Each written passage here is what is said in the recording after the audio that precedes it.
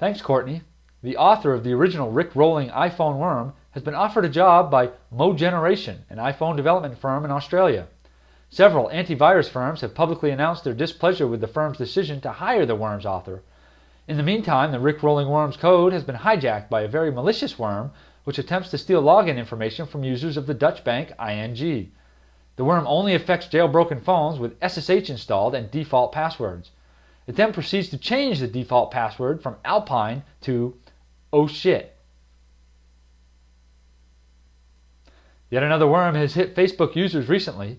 This new worm implores users to click the button, baby. The worm uses a cross-site request forgery to post the item to a victim's wall.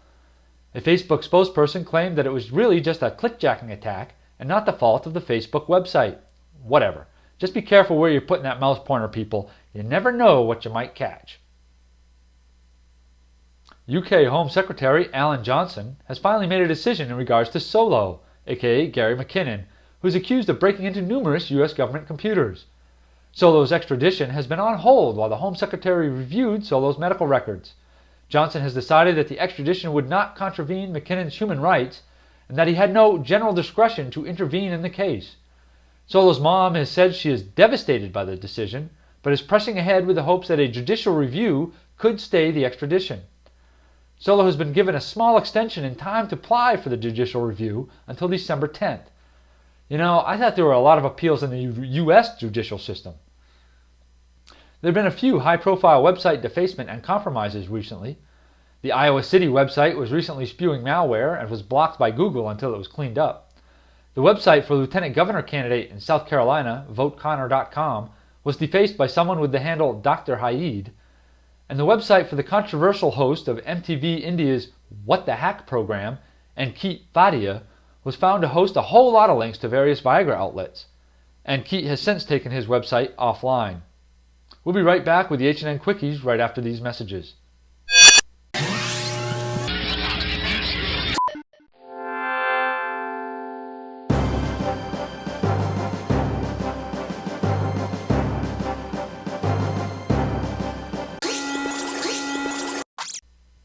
Welcome back to HNNCast. Since there was no HNNCast last week due to Turkey Day here in the US, we have an extra large helping of Quickies with gravy for you this week. Max Vision, aka Iceman, aka Max Butler, an ex-internet security consultant who pleaded guilty earlier this year to charges arising from the theft of 2 million credit card numbers and once ran the online forum Carter's Planet, has had the sentencing for his plea agreement delayed until February due to some disputed issues. I'd still like to know what the plea agreement was sealed. Dmitry Gunzer of New Jersey, and a member of the group Anonymous, has been sentenced to 1 year in prison and 2 years of probation after launching DDoS attacks against the Church of Scientology in January of 2008. It would appear that the efforts of FireEye Security to take down the MegaD botnet has been successful. By pre-registering the necessary command and control servers before the bot herders, they have been able to reduce the MegaD spam load to almost nothing. MegaD is now under the control of the Shadow Server Group, which hopes to notify individual machine owners whose machines are infected with MegaD. South Korea's Ministry of National Defense will open a cyber warfare command next month. The command will conduct both defensive and offensive operations and will be manned by up to 200 personnel. More fuel for the new cyber Cold War. The U.S.-China Economic and Security Review Commission released a 367-page report last month. I'll give you one guess as to what it said.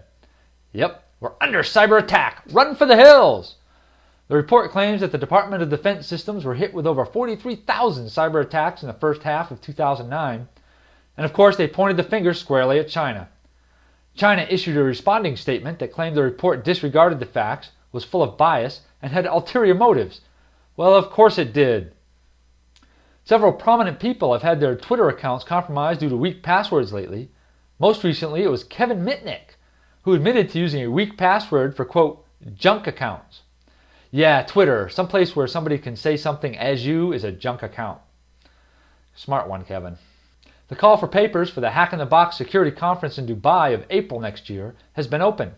And to fill the void DEF CON created when it moved from Amsterdam to Barcelona, Hack in the Box will hold a security conference in Amsterdam this summer. After the NSA admitted that it helped Microsoft with security features of Windows 7, the software giant is now fighting off allegations that it installed a backdoor into the software at the NSA's request. Listen, people, the NSA doesn't need a backdoor. They probably have a copy of the source code. UK-based web host Daily was recently hit with a web defacement that replaced several web pages with Hear, See, Speak No Evil penguins. Evidently, the Hat tab took credit for defacement, who has been credited with over 442 defacements according to the Zone H archive. Listen, people, if you want credit for your defacements, come up with a handle that somebody can pronounce. Mininova, a popular BitTorrent site, has recently complied with a court order and has removed all copyright torrent files from its servers. The site is still active, but now only serves files with permissions of the copyright owners. Hack This Zine number 8 has been released with articles on IP tables and shellcode writing. You Shot the Sherrif 4, to take place in Brazil in May, has opened its call for papers. Early bird tickets for THOTCON, or 312Con, to be held in Chicago in April, are now available. But not for everyone. Only smart people who can hack the system will be able to figure out how to order the early bird tickets. The Next Hope, occurring in New York in July next year, has opened a limited time early registration. There are absolutely no details about the con yet, but if you know you're going to Hope or the Next Hope, this might be a way to save a few bucks. Yeah, I know it's an old logo, but they haven't made a new one yet. Videos from NOTACON 6, held back in April, have finally been posted. Yeah, I know the graphic says NOTACON 7. Sue me. The second round of ShmooCon tickets went on sale this past Wednesday and promptly sold out. Didn't get one? You'll have one more chance on New Year's Day. Don't forget. And finally, attrition.org has finally named its mascot. The new name is Lazlo. Yeah, stupid name for a stupid-looking squirrel. Hey, take it easy, attrition. You know we love you. And now for this week's Stack of Shame. The list of all known open vulnerabilities as cataloged by the Zero Day Initiative.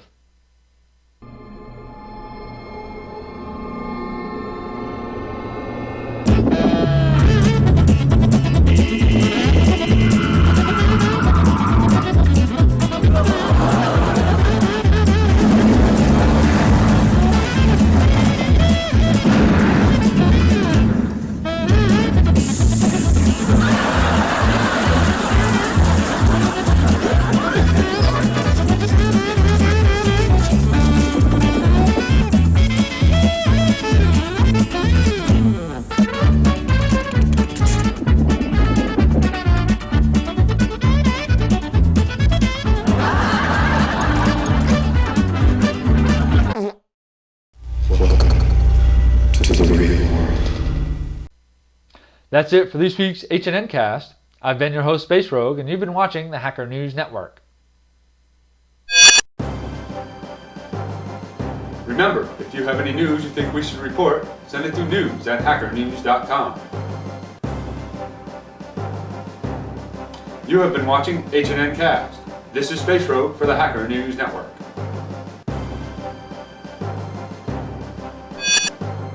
Funny do bad things.